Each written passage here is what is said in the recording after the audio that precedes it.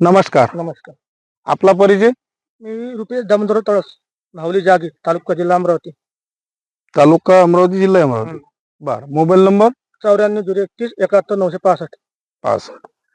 आता तळस साहेब, तुमची इथं रवींद्र भाऊ लंगडे आले होते 30/7/2025 ला, बरोबर आहे? ह्या शेतामध्ये होमनी अळीचा अटॅक खूप होता, म्हणजे सुरुवात झाली होती. आणि तुमच्या यावली, मावली, डोरगाव, जो काही आजूबाजूला जे काही खेडे विभाग असेल, इथं खूप मोठा अळीचा सोयाबीन म्हणजे खतम होऊन राहिले, प्लॉटचे प्लॉट.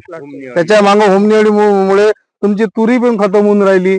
समोरला चेन्याचा पाड आहे. तर शेतकऱ्याला एक असा विचार पडला का आता शेतीत पेराव काय, बरोबर आहे?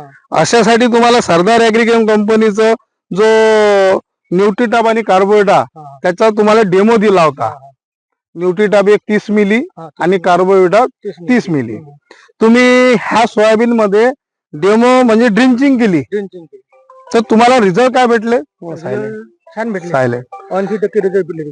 80%. म्हणजे कसं, जसं तुमचं सोयाबीन कसं होतं पहिले पिवळं झाड हिरवं बनलं, पूर्ण हिरवं. म्हणजे पहिले झाड पूर्ण पिवळं होतं, म्हणजे असे झाड तुमचे पूर्ण असे झालेले होते. हे तरी आता समजा आपण नवीन याच्यातले उपडले, हे टोटीत झाले, ते पुरे बसलेलं होतं. त्याच्यानंतर आज जो ड्रिंचिंग करून मुयाचं जावरं कसं झालेलं आहे तुमचं, म्हणजे हे जुनी मुई जी आहे हे तुमची खाल्लेली होती, बरोबर आहे? आज यातले ड्रिंचिंग केल्यामुळे पूर्णपणे तुम्हाला नवीन आलेला आहे. म्हणजे तुम्हाला असं समजा का जीवनदान मिळालं.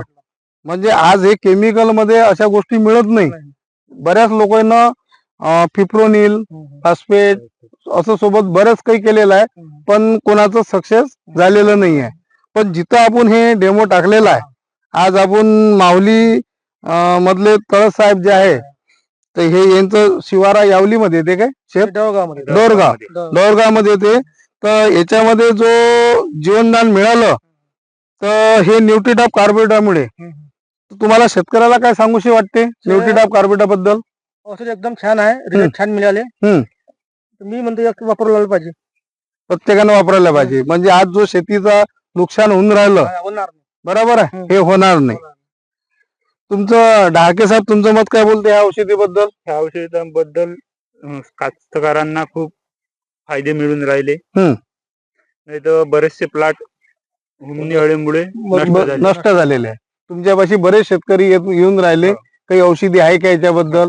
आज तुम्हाला याच्याबद्दल जी जानकारी मिळाली, याच्याबद्दल उद्यापासून खात्रीनं तुम्ही सांगू शकता का? गॅरंटी सांगू शकतो का हे औषध ड्रिंचिंग केल्यामुळे तुम्हाला पुढे नुकसान होणार नाही.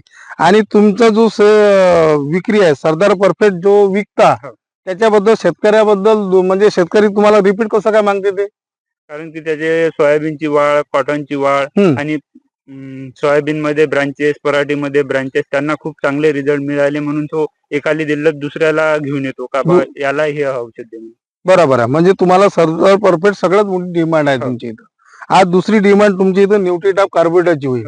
म्हणजे हे एक तुम्हाला संधी, म्हणजे एक जीवनदान भेटलेलं आहे.